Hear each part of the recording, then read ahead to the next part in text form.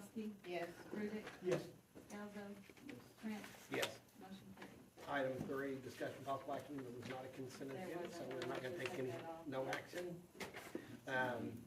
Item 4 is presentation of the 21-22 fiscal year of audit. Mr. Dillon, how are you? Good. Good. Thank you, Mayor. So we did complete the financial statement audit for June 30 of 2022 within the last couple of months.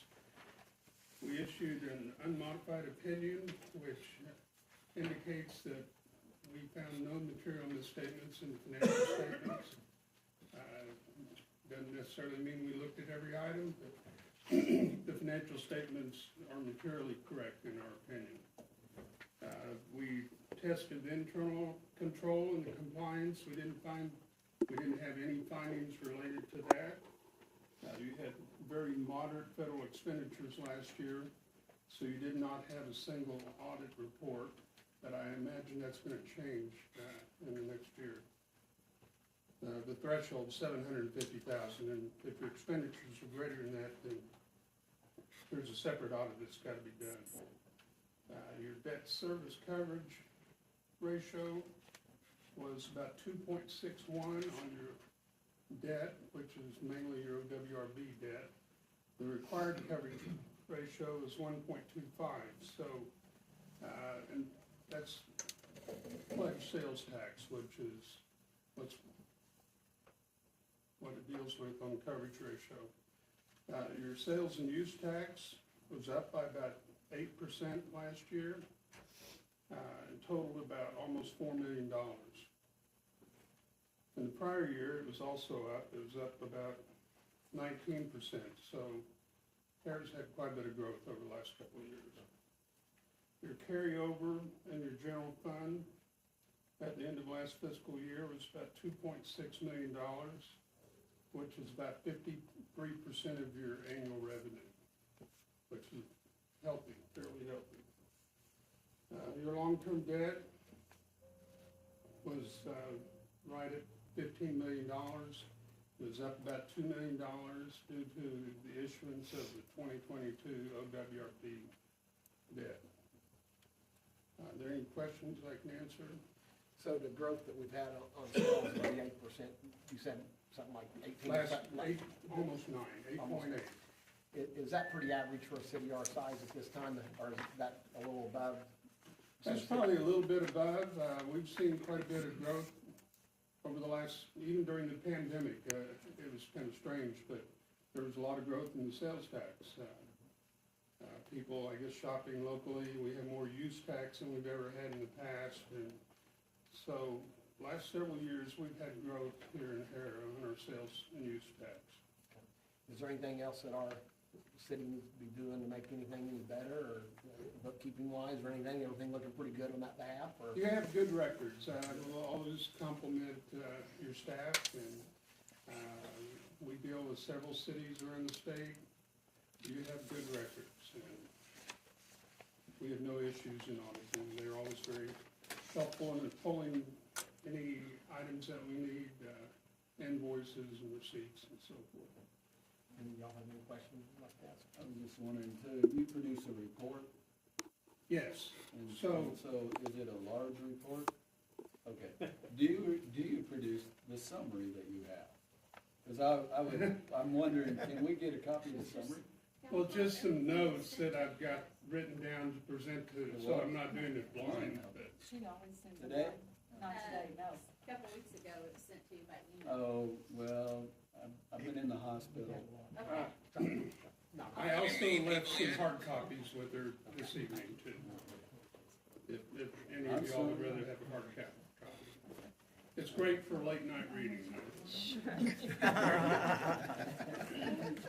I'm sorry. Anything else anybody have? I think we're good. We appreciate it. Thank you. You have a good evening. You too. So no, A will take no action. We're going to jump on down to item H. Actually, it's item G. Discussion possible action to accept the proposal from DR, master design of the plan for the Heritage Park. April and Branson, if y'all would like to. Yeah. If y'all would like to kind of tell us, I mean, you presented us with what you can do and things, it's kind of what Raptor, me and Tim have met with you in April, and what we're looking at is a master plan for our park. Sure. And kind of want to know what you feel like you can offer us. Yes, my name is Jack Joyner. Jack, I'm sorry. Branson. I knew one of you. Branson is supposed to be here. Branson, that's what, yeah. So It's that season of sick people, so I'm filling in for Branson. Okay. No problem. So, yeah, Jack Joyner with JHBR Architecture. So what we've presented is a proposal to do a site master plan for Heritage Park. And so what we propose to do is, first step would be an evaluation of the existing park facilities to see what's out there, see what the needs are. And then talk with the city or other concerned citizens to find out, what's something new that's out there. There's been things like pickleball and stuff like that that's very popular right now that maybe the park is lacking. So we'll take all that information, all that, and develop a conceptual master plan. And then possibly look at, I think, the phasing, because obviously funding is going to be a critical part of this. So we want to make sure as we develop this park, it fits with the budget, timelines, and then so we'll be providing a conceptual master plan of the other. As you're developing this plan, I mean, you're gonna start off with kind of what we have now, Right. is that correct? And then we're gonna kind of design it on, hey, if we put a expansion onto the splash pad, or if we do a pickleball court, or if we do a stage or something, we're gonna be able to kind of start adding these things as we go and kind of determining on if this is the best place to be with them, is that correct? Right, so strategically, we're going to look at what short-term needs are versus long-term, Sure. which is also. And then, And to back up and give the board just a little bit of guidance, since I'm on the park board, I'm Nicole Dwyer, and I have worked with JHBR in the past, and to kind of back up and how we got to why we decided to do this. When it comes to the park as a whole, if we don't have a master plan, just kind of like the city, it's really hard to move forward when we decide what we're gonna put where and how we write grants. I do write grants for a school district, federal grants and local grants, and I need a plan like this to incorporate other things so we can also find other funding sources. But it all starts with a master plan. So I got involved in that part, and that's how I know JHBR, and how we kind of started the process. If that gives you the backstory. And I think we want to get away from just the shotgun approach where somebody goes, well, a pickleball court would be great, let's put it here. And is it really wise to put it there? Or, because you look at things now and you're thinking, man, is that really wise, where we put something the now? basketball court, or The splash basketball pad, court, you know what I exactly, mean? because something else gone there besides the basketball court, so we're trying to come up with a master plan, and to be able to say, okay, they're gonna come up and say, okay, if you're looking at a new, a stage, or if you're looking at pickleball courts or whatever, this is a good spot for it, and, kind of help us out on that, so that's kind of where we're wanting, so. And also maybe get some handicap ramps down to the different playground equipment and the basketball courts and things like that is what we're kind of looking at on those. And that's things that you'll kind of draw in and kind of show us that we're, as a master plan, is where we need to head. Is that correct? Yeah, correct, so. Thanks for not making me be the one to say that. Completely handicap accessible, the whole park. Yeah. He said it faster. The last time I said I could get you down there, I mean, it's pretty steep, and I got kind of criticized for that, so I was pretty careful to say that this time. There's a lot of nice parks around that are completely handicap accessible, that is not one. I like it, but No, absolutely. But just get some different areas, and I think, overall, maybe some more handicap parking if it is even at that. two-way spot. That's what I'm saying, I mean, the people that are capable of walking, we put them on. There's really no parking. There's no I parking. mean, and you really can't create it in there, I don't believe, so that parking has to be off, so. Can I ask Anybody a else have question? any other questions for? I've got a quick question, because I was on the park board before, and are you guys incorporating the 5 and 10-year plan that was established, or do you have access to that? We have never seen that. It's there.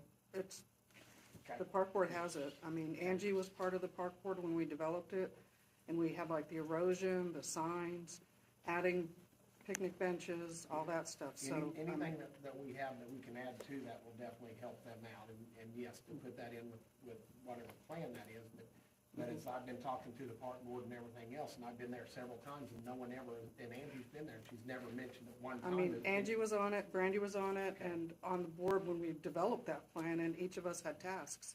So if we have it, then I it probably can have, be built upon? I'll forward it to or- April. or Did you used? have civil engineering drawings and things like that looked at any of that? No, because we had the master plan we at the time presented to the city manager and was presenting to the council. So, I mean, it is there.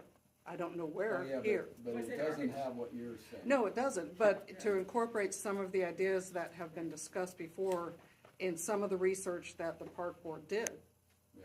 so. And ask him, I'm gonna ask him questions if it's okay, Mm-hmm. so when I start digging for this, was this drawn up by an architect, or was No. it It was Okay. park board only, park board only? Okay, park board that's with what the I'll- city council. See, we're Or city looking for manager. something that, whenever we go to add something down there, that actually we know where we're gonna add it, if it's a year or 2 years or 10 years down the road. Now. Which I those think is plans- great, but just to make sure that the stuff that was previously, Sure. you know, But board anything, members. yeah, anything you can provide for the park board would definitely help. You know, But Angie, like you said, she's been involved with it, she's not said it one time, so. Anyway, so, any other questions? Okay. Let's go on to item H, discussion with possible action to accept proposal fees and source funding for the master plan of the Hara Park as approved. And what that is, if you looked at it, they've offered to come in and start the process and spend up to $10,000, and at $10,000, they'll say, hey, we're at 10,000, where do you wanna go? And at that time, do we wanna come back and spend another 2 or 3, or, where are we at? So, and then secondly is, on this behalf is, the motion would be to accept the bid and up to $10,000 on designing this, and the secondly is where we're gonna fund it from. And, that would be where we're gonna fund it from. It's in the budget. I need to look at, we did, and I didn't bring that with me, but we did, I think we had some engineering stuff in the budget. But we can actually take that funding from,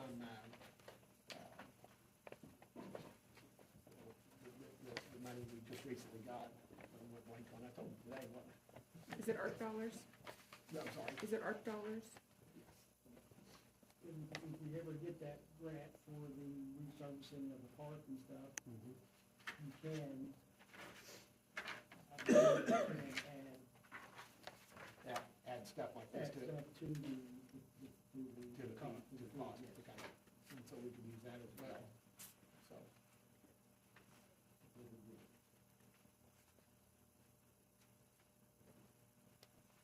So we have a motion, we'd like to do this or not? I'll make a motion that we proceed with it. I'll second it. And how would we fund it? Do the Harper money, is that what that is? ARPA? The Harper funds that we got, we can fund it through that at this time. The same way. And That's what, That's, yes, I believe that. that's what we can actually take that as kind of like a little revolving fund for things that you could use.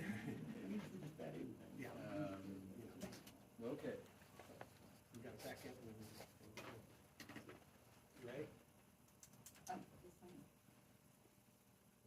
Rudick, Yes. Scalzo, Yes. Stankowski. Yes. Molly, Yes. Trent, Yes. motion. Okay, I'm gonna jump up to item C. Discussion possible action to approve final plat for River Miss Section 2 at the request of the Planning Commission. And staff report, we'll start with Guy on that. Thank you. Thank you. And then their engineers here as well, John Baxter. If you've got any questions, Tim. And then our engineer, Bill Myers, is here as well. Let's start with Mr. Guy. Okay, I'm not gonna go through, read the entire staff report, because it's 2.5 pages. That's So, fine. This is a, Get the highlights. yes, this is a 22-acre tract of land that was originally incorporated in the original preliminary River Mist, which was approved back in 2018. The property is subject to and controlled by a PUD that was approved in September of 18 and so subsequently amended in August of 21. The final plat consists of 89 lots. Minimum lot size in the PUD is 7,200 square feet with a minimum lot width of 60 feet. All the lots will meet those requirements. All primary and accessory buildings must have exterior veneers featuring a minimum of 75% masonry, brick, rock, stone, EBIS, or similar materials on all the dwellings on the frontage and sides. And those requirements will be enforced as well at the time of building permit issuance. The developer will be planting trees on each lot, which will result in 95 trees planted there, and then also an additional 19 will be planted in the designated areas. The streets will be private streets. Public utilities, public water and sewer will provide the utilities into the addition. There is a repair of a storm sewer connection under River Mist Drive, south of Padre Pio, that needs to be worked on, and those repairs will have to be approved by the Public Works Department. No secondary access point to the subdivision. We were unable to work that out with the Padre Pio Homeowners Association. The developer will meet the parkland requirements for Section 1 and Section 2 by donating or dedicating land to the Homeowners Association in actually 4 different areas, which will represent about 10.18 acres, and the requirement is 1.65 acres. And the developer has submitted a narrative of how the areas will be improved, which will be really at the call of the Homeowners Association. There was an extensive drainage study that was performed by the engineer for the developer, and we are satisfied that the bridge that they have installed will not adversely affect the bridge under Farrow Road, and that the study will also delineate the flood boundary lines and set base flood elevations for future homes that will be built, particularly in Section 3 and 4. And we did receive yesterday, there was a question about the detention study, whether detention would be required in this phase. And that study and the results of that study have been reviewed and approved by Myers Engineering. And basically, what the development, there will not be detention in this phase. What the report basically provides is that it will be less impactful for the water from this subdivision to get out through the basin before the larger water upstream comes and hits that drainage channel. So that report's been, as I said, has been reviewed and accepted by Myers Engineering.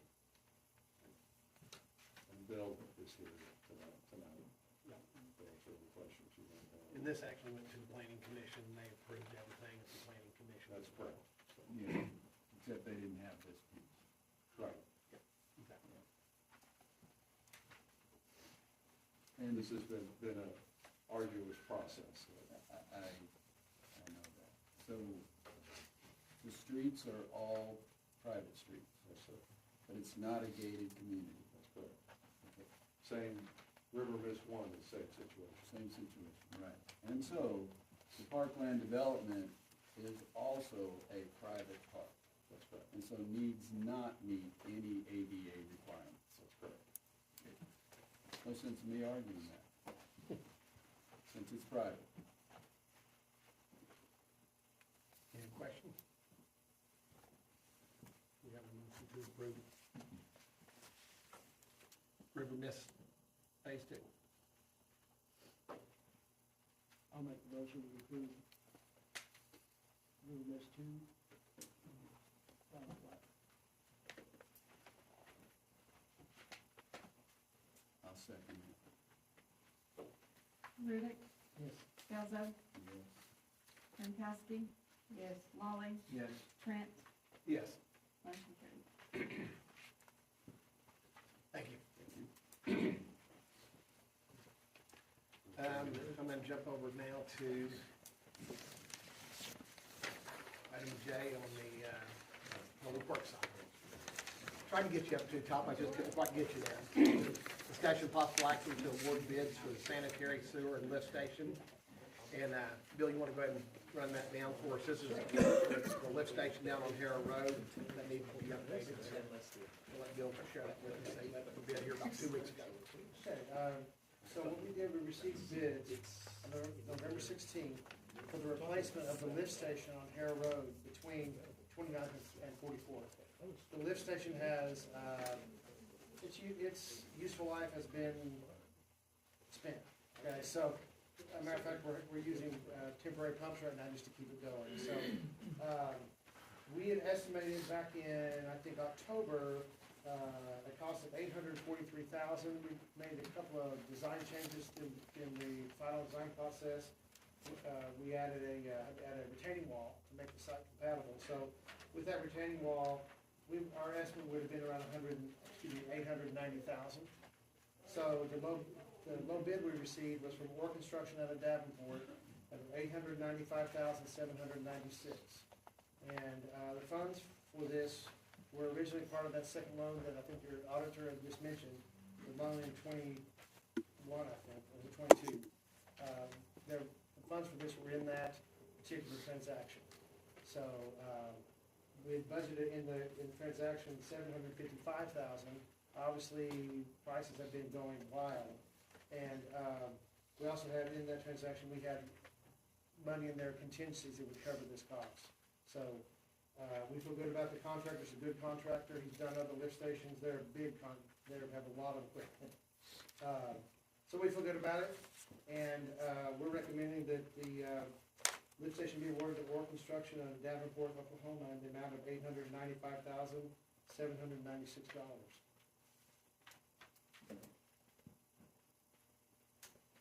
Any questions? This has been underway for about a year anyway. I mean, as far as being ready, and we've just kind of held off, and It's time. it's time. It's time. And the price is really not that bad, and, you know, considering here, when we estimated here over a year ago, at $843, I think we're in shape. So we have a motion to go ahead and move forward with the war. I make a motion that we approve sanitary sewer lift station. Second. Scalzo, Yes. Molly, Yes. Jankowski, Rudick, Yes. Trent, Yes, motion carried. thank you, Bill. I appreciate you coming tonight. Thank you, man. Okay, so we'll get back on track anyway. I don't know where we're at. Hopefully check them off as I go. I don't know. I think we're on B, and we need a treasurer's report. Brandy, are you ready to give us a lengthy treasurer's report? I told them that you're gonna give about a 30-minute speech tonight, so. No? Okay, This is for October. yes. Sales tax was over 273,000, we budgeted 266, so we're 8.2% of the budget. And then the use was over 50, and we budgeted 50. So we're about 1.7%. And then I attached the bank balances and everything to it all like that, so. And on the revenues and expenditures, have you done anything on that to kind of see if we're overspending on any area, or if we're, or any of that, or have you done any of that? No? Okay. No. Okay. Maybe next time we can look and see where we're actually spending unexpected amounts of money. I'm not talking the little money, but is there sometimes that we're incurring some fees and $5,000, $6,000, $8,000 that was unexpected, such as whenever we was going through the lift station and stuff like that, and doing some pumping things, I mean, on those expenditures. Can we start? It's the department head's responsibility to stay within their budget. If they have a line item that goes over, they have to find it within their department. So like whenever we pumped all the lift stations here a couple of different times and spent $50,000, $80,000, that had to come out of his budgets, and we had to adjust that out of the. And that was out of last year's. Yeah, but I'm just asking, is there ways, you know, when we're overspending things, is there a way to look at that? We take it from another line item. Try to adjust it that If we decide to use more cash carryover than what we have budgeted to offset some catastrophic events like that, Sure. we have to bring that back to council and council has to approve that budget amendment. And that goes to the state auditor once you approve that change in the budget. But, the city manager has the authority to move it within, so much. within the same department. As long as we don't increase it, then it doesn't have to come to the board. Is that hotel tax the same thing as it was that the other month where apparently we didn't report it all or something? I didn't look at it. Because this it's like, month. I haven't gotten it's that. small amount, so we did that for a couple months It's ago. just about, it just fluctuates. If they get it in late, it may not hit the report, so the next month it's a little Yeah. higher. Twice what it should have been. I think November will have a little bit more than. I think it was Any other questions? $26. Yeah. And I think it's like a little over $2,000. Thank you. Item D, is adopt resolution 22-1201, notice of election for 2023. This is something we do every year, post the election, and that's just a resolution. We have a motion for that. I'll make that motion. Second. Rudick, Yes. Walling, Yes. Scalzo, Yes. Quintowski, Yes. Trent, Yes. motion carried. Item E, approve proposed change to personnel policy 302, pay period. And what that mainly is just changing 8-hour workdays to 40-hour work weeks because we changed our time, that we're working 9-hour days, so we just did 40-hour weeks. And secondly is it's taking the firefighters out because they are in a union of their own, and so we're a contract of their own. And that's really the changes that we're just clarifying on what we're doing. So we have a I'll make the motion to approve it. Personnel policy 302. I'll second. Walling, Yes. Scalzo, Quintowski, Yes. Rudick, Yes. Trent, yes. motion carried. Item F is approve a proposal for personnel policy 402, holidays. And once again, this is a couple of changes that was made. One is taking the firefighters out because they are under contract again. But the rest of these are changing mainly the holiday floating hours from 8, 9, or 10 hours, depending on their normal work week hours. And so the floating holiday would, like here at City Hall, would get 9 hours is what they would get. So we have a motion to just, what we're doing is just kind of cleaning up some of this. I'll make a motion that we approve the personnel policy 402 change. I'll second it. Scalzo, Yes. Quintowski, Yes. Walling, Yes. Rudick, Yes. Trent, Yes. motion carried. We're going to go to public works. We've done that. Okay, item E, is discussion possible action to approve quotes for the street repair for the projects at TJ Campbell, Aim High, and Oklahoma County. All gave us bids on different projects that we looked at. And all these projects that we looked at, if we probably go to Campbell, is probably the easiest one to read, just because he simplified it on one page. He actually looked at all of these projects that we're looking at, Holden Street, and Holden Street is actually from Tim Holt down to the railroad tracks. He actually looked at Tim Holt doing Tim Holt from Church Avenue down to Navarre.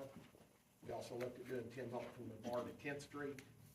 We also looked at doing Navarre Street, Beale Street, We got 2 bids on Manic Street, which was one to rebuild it and do 5 inches of reconstruction. We also did Manic as just a 3-inch overlay.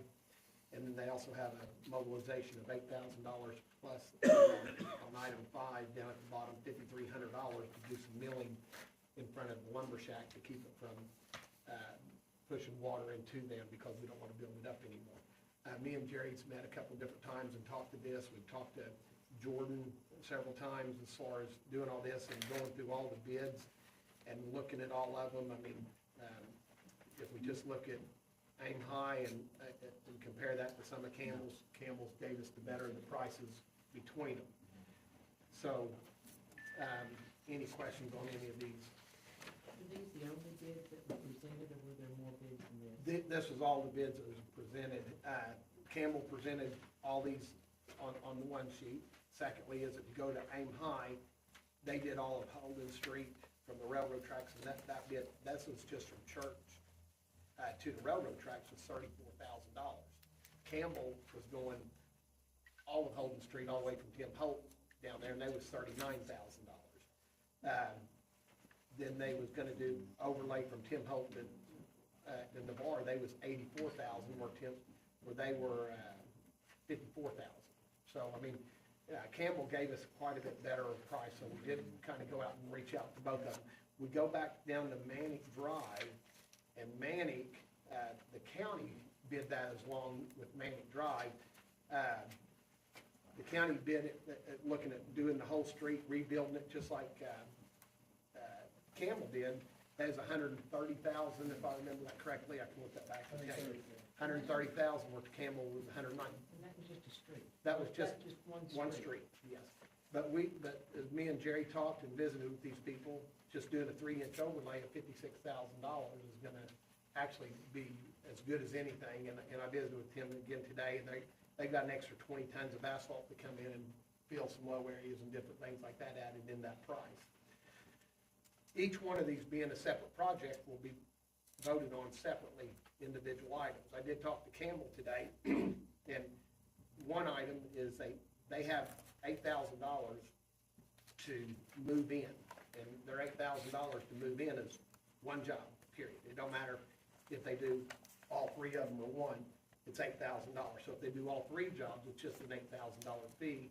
And he told me, however we do this, if we choose all 3 or however, if we can either, say we do 2 of them, we can take $4,000, put on one, $4,000, put on the other as mobilization, but they just need the $8,000 for the mobilization. That moves in their lay-down machine and their rollers and all their tack trucks and everything that they need to do this, and the milling machine and all.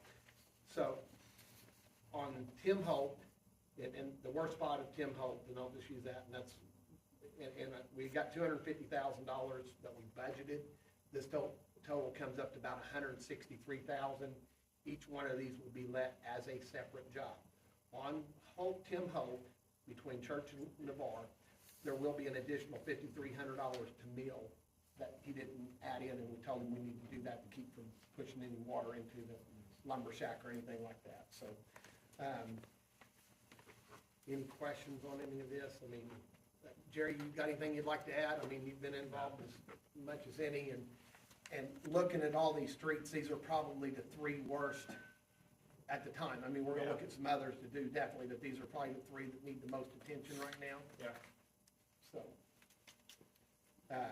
but this has gone on now for how many months that we've kind of looked at, we drove streets and looked at them, and so it's time that we take a step forward, so. Now, Holden's the gym there, or Yes, that little, to the tracks. all the way to the track, so that'll skip Church Street right there, just that area. And you guys reviewed all the bids, Yes. and in each case, these are the cheaper ones? Those are the most, And so, hence you don't skip from this guy to the other one, right, because keeping it down. Or you could, if one was actually cheaper to do Holden Street, you might switch to another person for that. exactly. But they're not, They're correct? not, they're not. I didn't see that. No, no. All of them had these being The most cost effective, even adding in the mobilization fee, and admin, Mobilization and fee. admin 5,300 for the extra milling. that we're gonna do. And each one is let separately, And each one is let separate. and each one is voted on separately. Each one, because they all could be done as a separate job. Right. So they're not, we're not having to let for competitive bidding because none of them's over $100,000. And this is, and I did visit with Bob Right. about that and to make sure that everything we're doing is legal. Right. Because like you said, we could just do Holden and walk away. Or we could just do Tim Holt and say, okay, that's all we're doing, or man, if you could do any one of these jobs independently. So that's why we can do it that way. So we have any other discussion? Okay, when you go, you're going back to Tim Holt, you've got the bridge there, and Campbell Bridge says,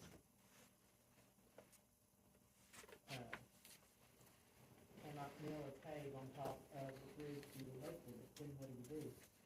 They've already, Bridge first, and then do the road? they've already looked at the bridge and all, and they can overlay that bridge. Even though their equipment is What? heavier than, Well, they won't put all their equipment, what they do on that behalf, and I'll just use, the only thing they'll take across there would be a lay-down machine would be the worst they'd take across there, and the trucks would be on the other side, that they would do whatever, and they could put them in with tractors or whatever, they can load up their hopper, but basically leaving the bridge as is. And we're leaving the bridge at, either, we are gonna mill it down, no, they're gonna mill the bridge down, and, because I visited with him about that today, and, the bridge is gonna be overlaid. When you're talking milling, you're just scraping off the top layer and putting another layer on top. Pretty much, yes. So basically, it's not redoing the road where you just, scrape it down to the dirt. And then, No, we're not rebuilding the road, we're doing an overlay. okay. Is what we're doing. And visiting with Jordan said if we start milling that whole road down, we're gonna get into more problems doing to our sub road below.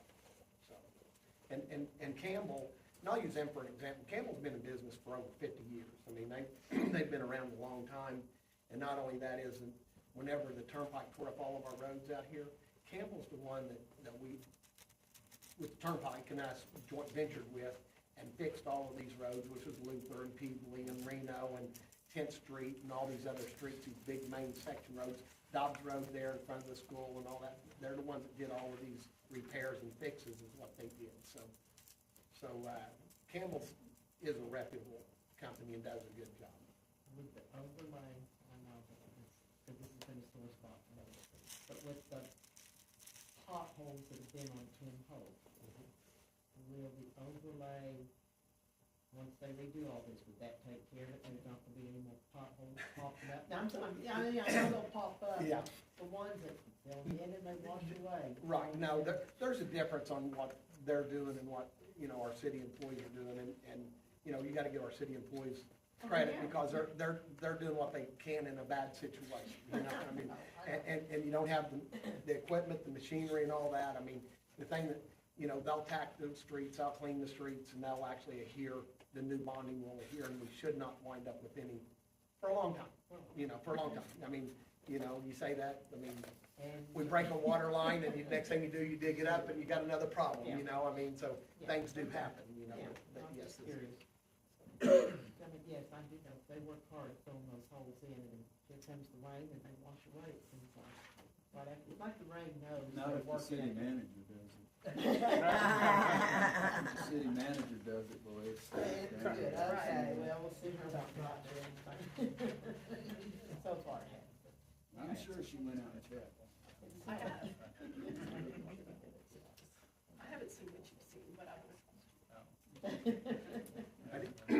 I didn't work up all these numbers, but it looks like that Tim Holt, if we do all three of these, Tim Holt doing Church Street to Navarre, milling in front of the chicken shack so we don't flood them, and which he's milling around any manholes or that are ones in the middle of the street and all that, and the tie-ins, he's milling those down so we tie them nice and smooth.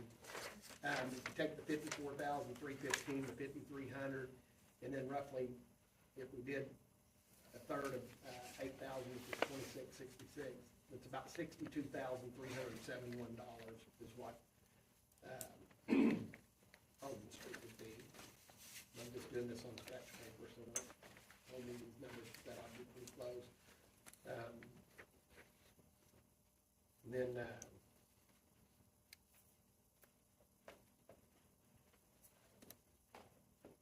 Holden Street, if we add in the $2,600 and 66, it ought to be $42,616. And Manning, it's a little bit easier, it'd be $58,666. Is what Manning would be. Maybe it needs to be 7 because I gotta get their catch, they're penny somewhere that I didn't throw in there, so. Anyway, so what I would, hopefully would recommend, and these are gonna be on, if we're gonna do them, I feel like we need to do these 3 jobs, put the mobilization in each one of them. So if we go to item F, or I'm sorry, it's not, is it item F? Yeah, item F, discussion possible action for the street repair on Tim Holt to Church Street to Navarre. Should cost about $62,371. You may have any discussion or anything on that? E, was that just pretty much discussion about? E was pretty much just discussion. Discussion on the quotes, so there won't be any action? There'll be no on action on it. Okay. To clarify that, there'll be no action on it. So item F.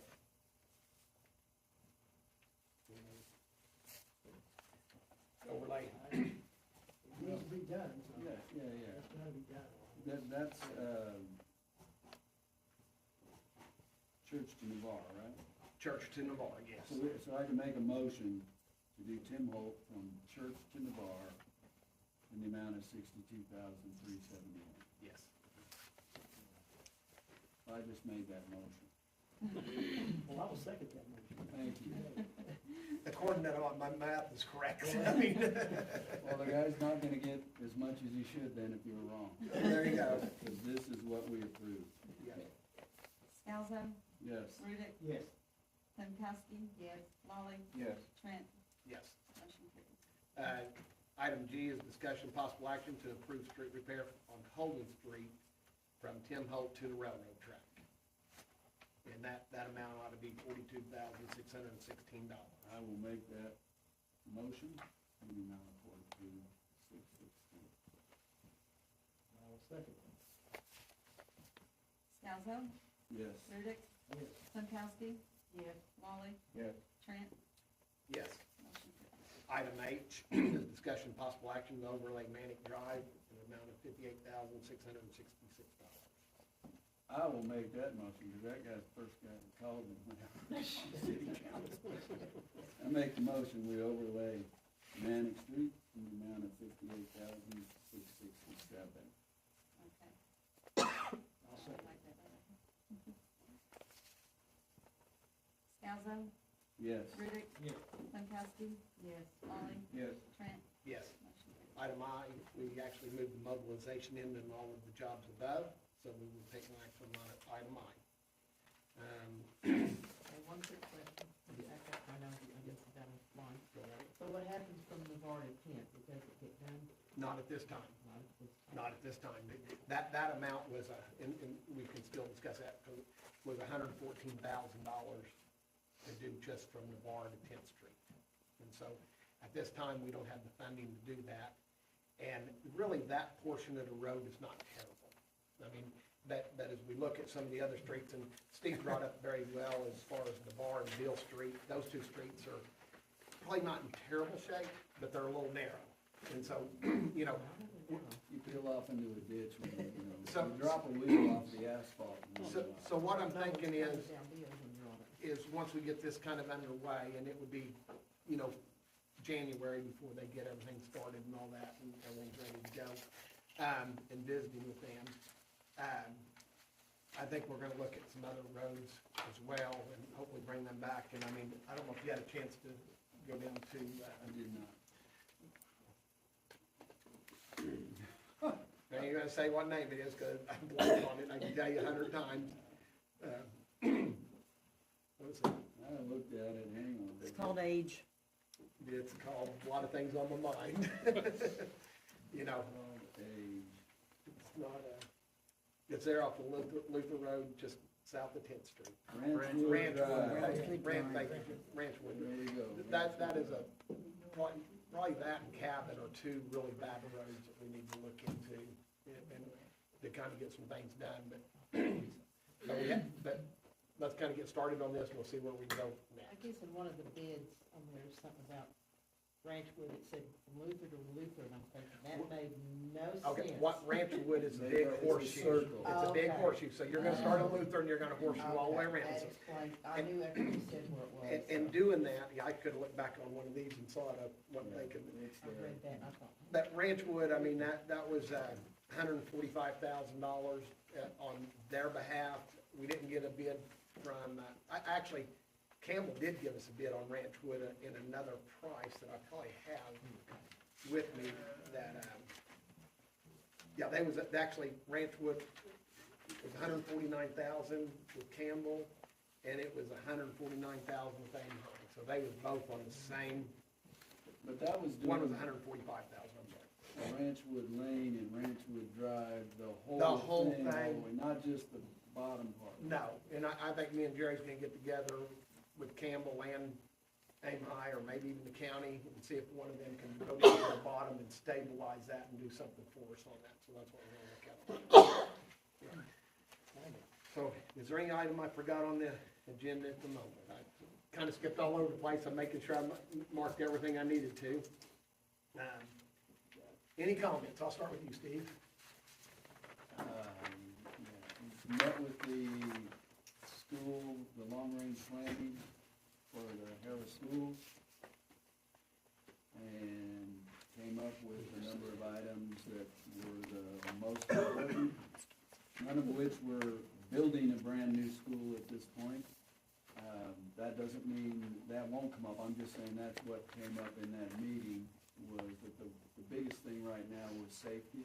Everybody, on everybody's mind is safety. There are buildings that are falling apart, like the pool, where the building is collapsing on one side, split real big. So we're meeting again, I believe this next Tuesday, just to finalize that, the buckets that we're gonna put things in, like safety, buildings, building maintenance type stuff.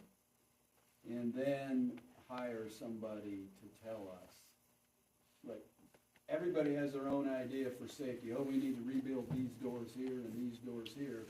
We need to get somebody in that really knows security of a building and how we'd harden that facility, instead of somebody wants this window replaced with bulletproof glass, and somebody wants this door replaced, and so somebody can see them, and then all the cameras. It'd be better to have somebody come in that knows how to look at that stuff. So that's what we would do next. And so we're gonna start doing that on Tuesday, and then they can hire, the school board, I guess, could hire somebody to go over those buckets. The other thing I did wanna add on that, this is just a comment. When I said nothing on that addition down there because it's a private park and private roads, I will say this, that you open that park up to anybody other than the people that are there, it becomes a public park and now has to apply, or have ADA guidance applied to it. So at some point, if they open that up, if it's not locked up, or they invite a bunch of people, they can invite their friends to their park, I get that, but if they allow somebody to use it, if somebody comes along and says, can we use your park? And they do that, it becomes a public park for ADA purposes, and they would have to then bring it up to code for ADA. Just thought I'd tell you. Everybody thinks because it's private, they don't have to, they don't ever open it. And they will, they'll open it up to public, and then somebody can say something. That's all. Chris, you have anything? Good. Or Deb, you have anything? Yep. I have a question about that. And when we talk about making a neighborhood streets private, then the city no longer has to maintain those streets, That is correct? That becomes the residents' That's job to maintain those streets. That actually helps the city Yes. in a way, because you guys are not required to hold on to that, correct? HOA people gotta come up with the money. It's expensive. It is. Jerry, you have anything? No, sir. I had one question. What's the jurisdiction on Triple X, just north of 23rd? Is that Hare or is that Choctaw? Depending on what side of the road you're talking about. The east side, from 23rd to the railroad tracks, on the east side is Harris. The west side is Choctaw. So the road is split actually in half. That road is, it's Choctaw's from 23rd all the way past 36th Street. From the railroad tracks on the east side is the counties. So it's three people involved, and that is something that I have looked into, I'm continuing to look into. And so I can't give you an answer at this time. I mean, the county wants to do part of it, Choctaw don't want to be a part of it, and so it is something that we are addressing and see what we can do. That's as far as I can go with that at the moment, because I can't tell you. So, Marty, you have anything? Yes, sir. Just, everybody knows the Christmas parade's coming up, so I just wanted to let you guys know the plan for the streets there. So, starting at 5:30, we're gonna start shutting down the highway there at Bradley and Church. We'll shut it off there. It'll also shut off down on 10th Street and Para Road. And then we're also planning to do another street shut off there on Northeast 10th and Tim Holt. So those will be major shutdowns for those highways. The rest of the city streets that feed into Church Street between Bradley and Northeast 10th will also be shut down. So we'll have blockades, law enforcement. So basically, no traffic will be able to get onto Church Street between those two points from 6 o'clock, actually 5:30, until the end of the parade. So we've already talked to ODOT, OHP. We've got plenty of officers on duty, to include some of the county officers. So those will all be secure, and hopefully we'll have a nice, safe parade that evening. We've also posted that on our Facebook page, the city website, and also the city Facebook page. So we're hoping that Jerry's set up some detour signs at 23rd and Dobbs, so that people that want to get through the city, they can either go south to 10th Street and to Hare Road that way, or they can come down to 62 and go north. So we're giving people a heads up that we're going to shut those streets down, and then we also gave them options to get around in case people are trying to get through to other events or whatever. So. And you also said there's going to be a roadblock at Kemp and Tim Holt? Yeah, so that's where the parade is going to come down, and then they're going to turn back on 10th Street to get off of Church. So we have to stop it there just long enough so the parade doesn't back up. And so once the last parade float leaves Bradley, then our officers will start marching behind that, and the roads will start opening up, so that when the last parade float comes off that path, all the roads will be back open. The reason I asked that is because I know that Church of St. Teresa's is at 5:30. Yeah. And so they've got to figure out a way to get to church. Yeah. So hopefully we've given them some options. Hopefully there'll be a church be in the parking lot Yeah. before. The parade, I think last year was probably about 45 minutes. It was fairly quick, if I remember correctly. They're going downhill instead of uphill. Yeah, they're going all downhill. We make them walk uphill at Heritage. Christmas, you get to walk downhill. Is that right? Yes, sir. Yes, that's what if I remember that correctly. Any questions for us? Levi, you have anything? I'll do real quick. Had a conversation with Ms. Jamie this morning, and suggested that I bring it to you all, just kind of as a food for thought, maybe consideration. And it's a way for the city manager and city council to recognize employees on their birthdays. And the idea is, during their birthday month, for example, if their birthday's in January, at the end of December, that employee would get a card from Ms. Jamie, if you'd like to sign it as well. Happy birthday, whatever. Here's an extra day off on the city, from the city. A use or lose during that month. It's not something you bank, keep, anything like that. Just an idea, just food for thought. So. I thought the floating day was for the birthday. Oh, that's different for fire. It's different for fire. Okay, let me define the floating holiday. The floating holiday is actually a day that they can take any Anytime they want. It used to be a birthday, but then they just said, okay, it's a floating holiday, so you can take it anytime you want. So it's really not it's a floating day that they can take during the year. And it was actually designed for the birthdays, is what that was designed for. So now we're looking at, Add another day. there's 14 paid holidays, right? Yes. Plus the floating day. Yes. That's 15. Yeah. And now you're gonna add 16. We're not gonna do anything tonight, I can tell you that. This is something we're gonna think about. Food for thought. Food for thought. Just a way to recognize the employee on the birthday. Chief, is the spirit behind this, is this like kind of a morale booster and a recognition, just sort of a rolling Yep. recognition of employees that the Absolutely. council's able to Yep. have their hands on essentially?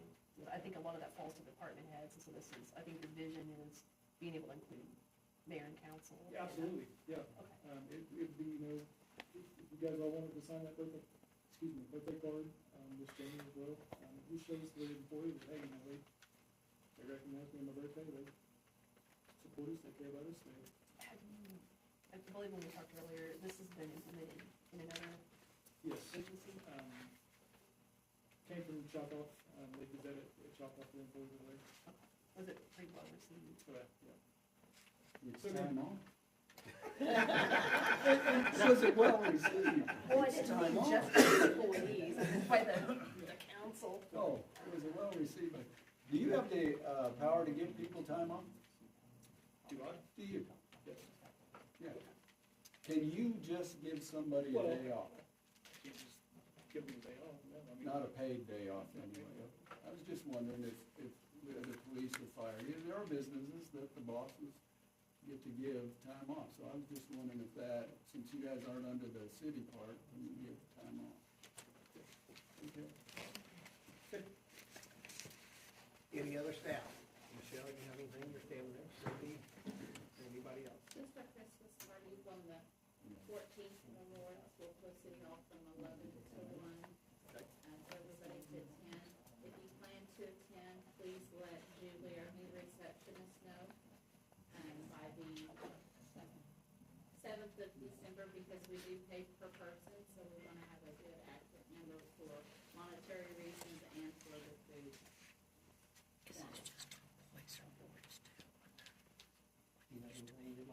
Just something very brief. I have reached out to OMAG, and they are willing to do a partial educational session for us as mayor, council, and staff, and then also like a envisioning and strategic planning session that would be guided and facilitated.